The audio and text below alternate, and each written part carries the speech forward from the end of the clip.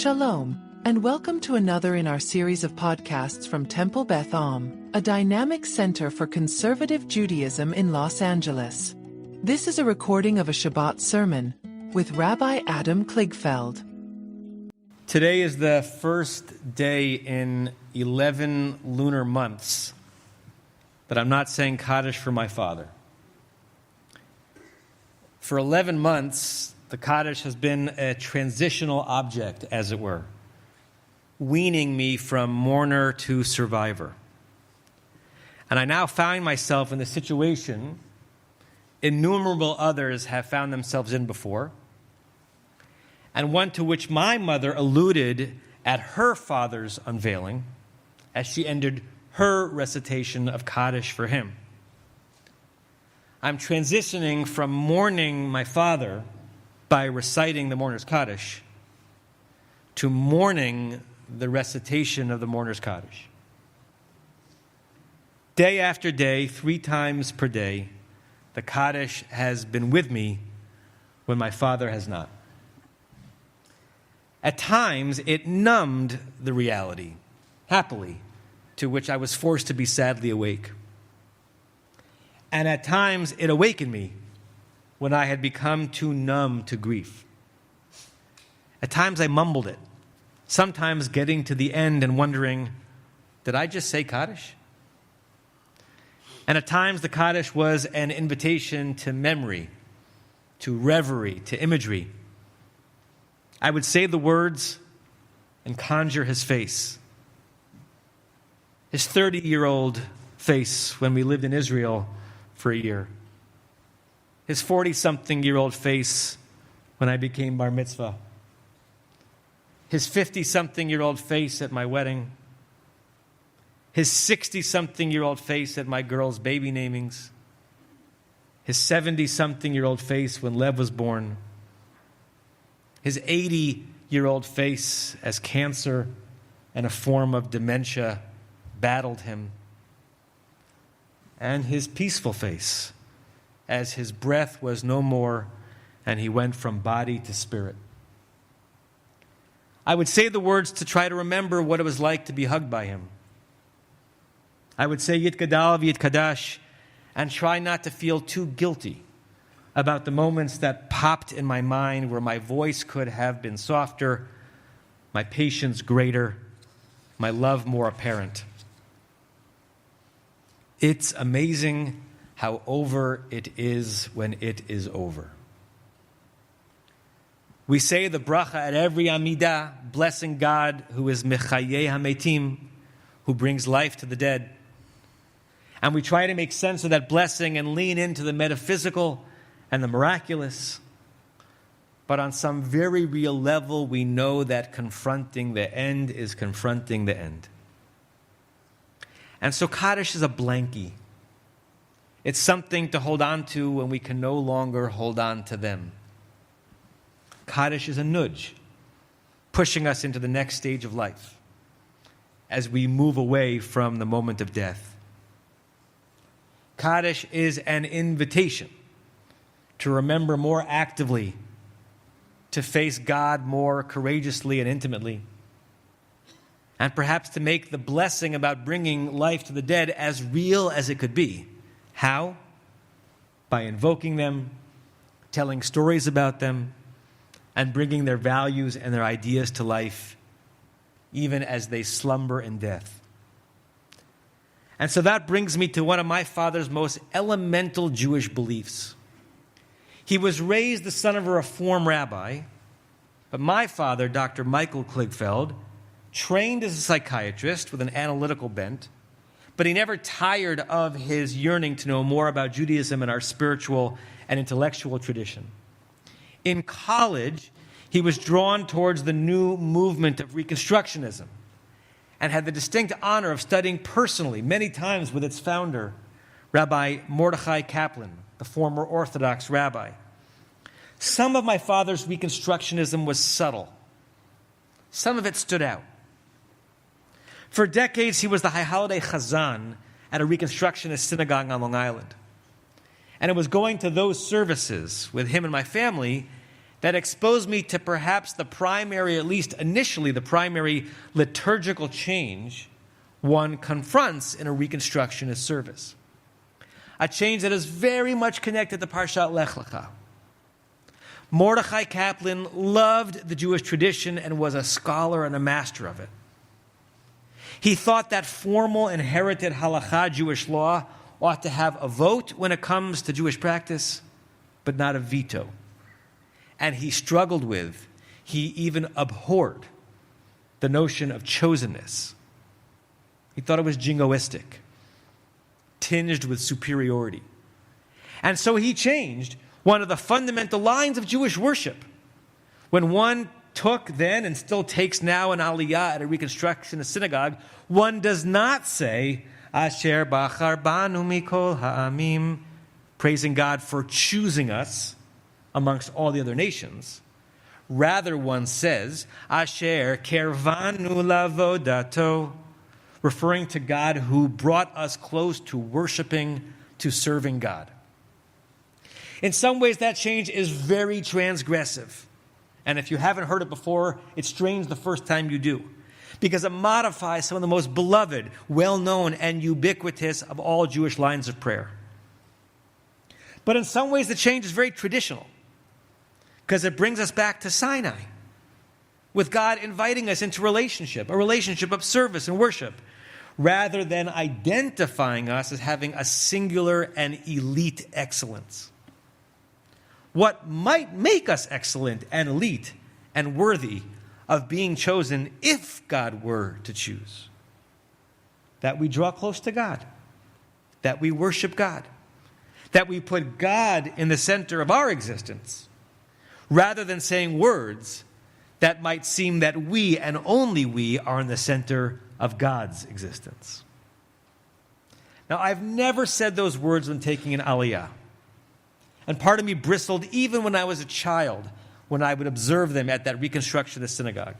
I was once asked directly if those words were a permitted option when taking an aliyah at Temple Beth Am. And I said no. Our liturgy would remain traditionally traditional in that way. I don't think that ruling or policy is going to change soon. But I also feel a filial obligation to explore my father's perspective and to try to illuminate myself with his understanding of truth. And Parshat Lech Lecha helps me. God says to Abraham to go, leave, to travel from the nondescript Haran, which is geographically likely in modern-day Syria, and head to the navel of reality, the land of Canaan, which would become Israel. And the fundamental Lech Lecha question is why?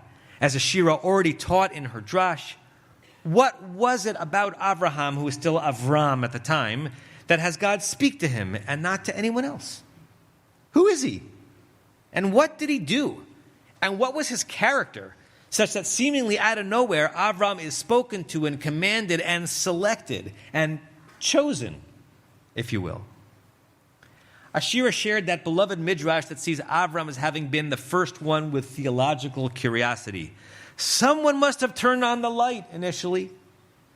Or in another way of understanding the midrash, someone must be in charge of this burning mess of a world. Because Avram looked and he peered and he queried and he sought out ultimate answers and origins and responsibility, God said, "It is I. I'm in charge. Be in relationship with me."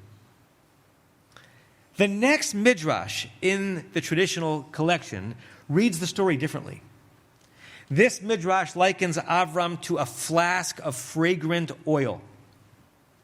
Inside is a beautiful bouquet of odors, but the flask is stopped up and is discarded in some forgotten corner, so its beauty is contained and does not spread.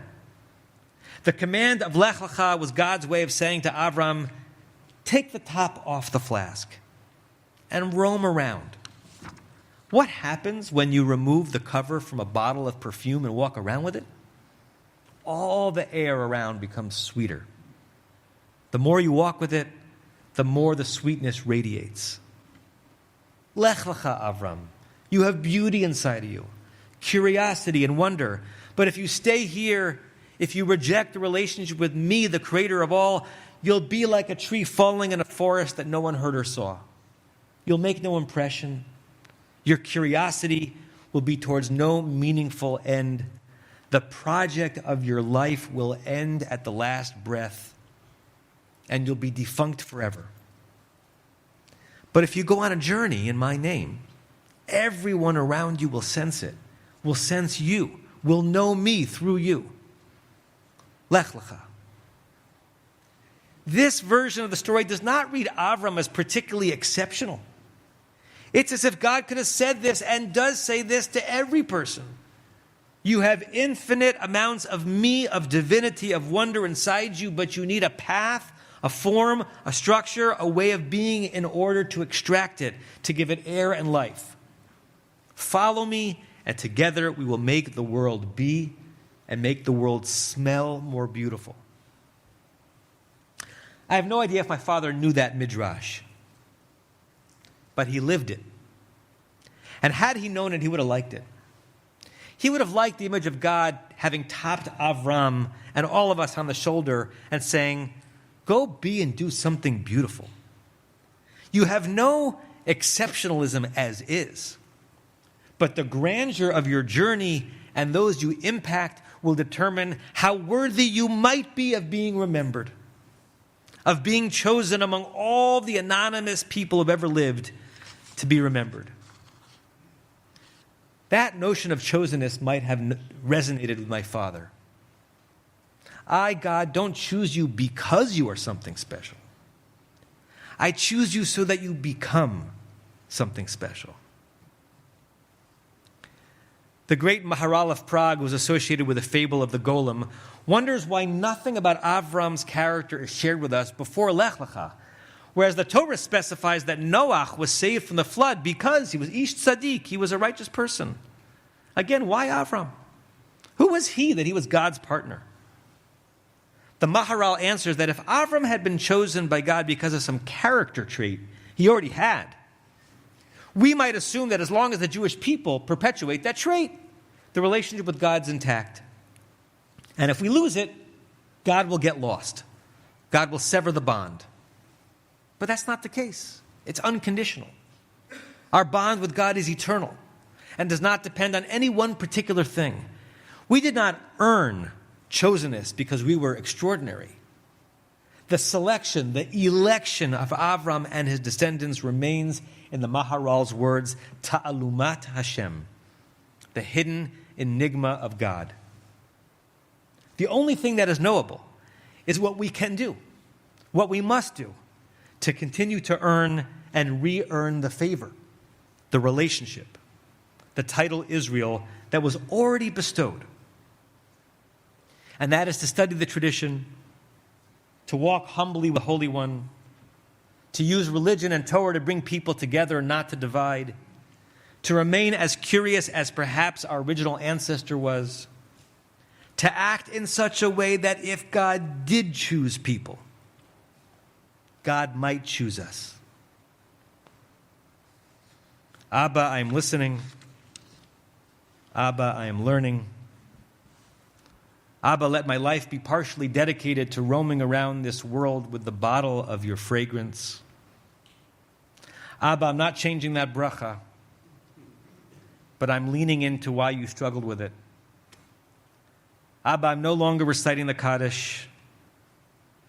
Abba, I'm in a new stage of mourning you. Abba, I miss you. Abba, I remember you. Abba, whoever God does or does not choose, for the rest of my life I will be grateful for your choice to bring me into life, for giving me your name, and the blessing and the holy burden of burnishing your legacy. Abba, I love you. You've been listening to another in our series of podcasts from Temple Beth Am, a dynamic center for conservative Judaism in Los Angeles.